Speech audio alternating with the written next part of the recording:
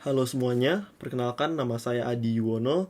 Saat ini saya merupakan mahasiswa jurusan International Relations Communication di LSPR Communication and Business Institute.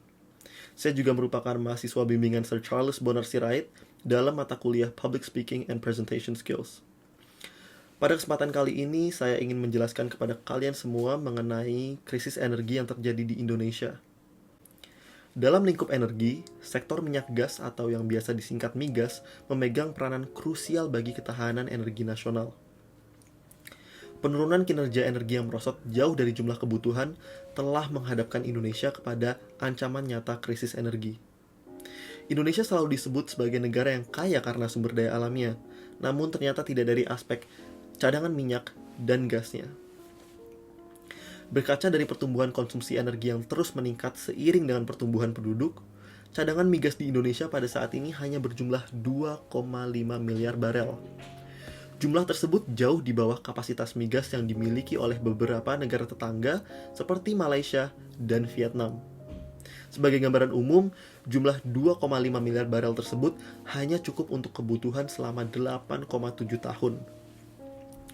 Hal yang tentu mengkhawatirkan bagi seluruh masyarakat Indonesia ini tidak terlepas dari jumlah konsumsi yang jauh lebih besar dari jumlah produksi. Konsumsi minyak di Indonesia mencapai 1,7 juta barel per hari, sedangkan produksinya hanya mencapai 781 ribu barel per hari. Terlebih, batu bara justru diekspor habis-habisan oleh pemerintah Indonesia.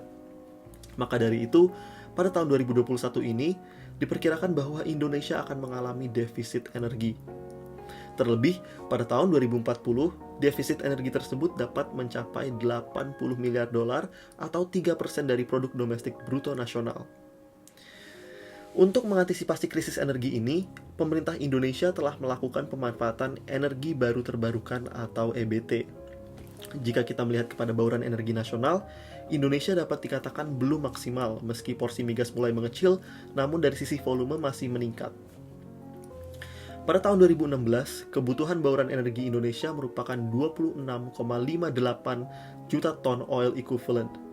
Jika kita melihat kepada proyeksi ke depan, Indonesia diperkirakan akan membutuhkan 103 juta ton pada tahun 2025 dan 206 juta ton pada tahun 2050. Oleh karena itu, upaya pemerintah Indonesia dalam melakukan diversifikasi energi harus terus dikedepankan dan didorong agar kebutuhan energi masa depan Indonesia dapat terpenuhi.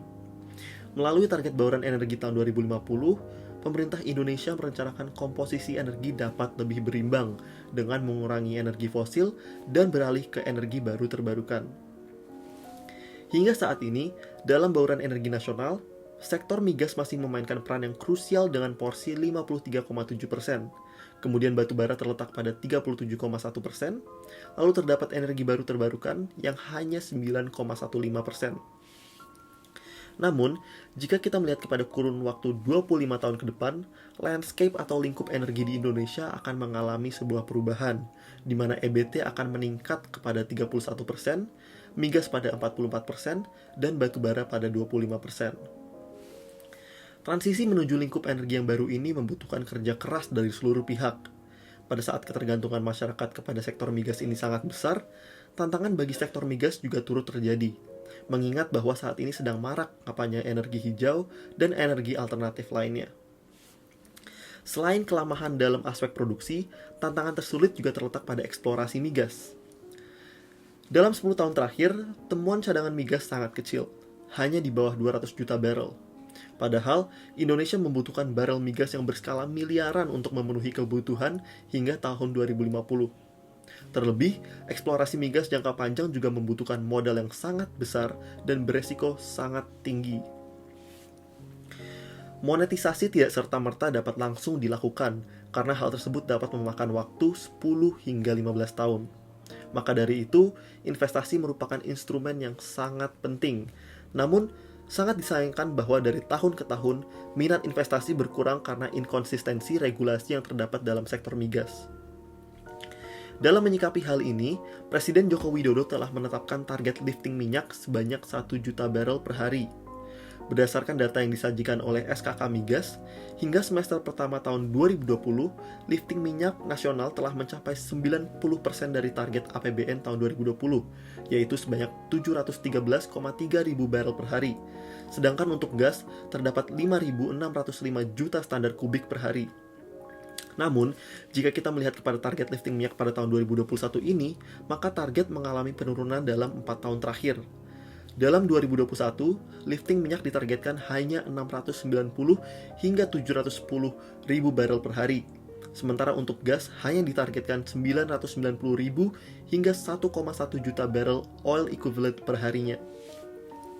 Melihat target yang justru turun, pemerintah Indonesia menargetkan bahwa hal tersebut dapat menarik investasi di sektor migas sebesar 70 miliar dolar atau 7 kali lipat dari tahun 2020, yaitu 11,6 miliar dolar.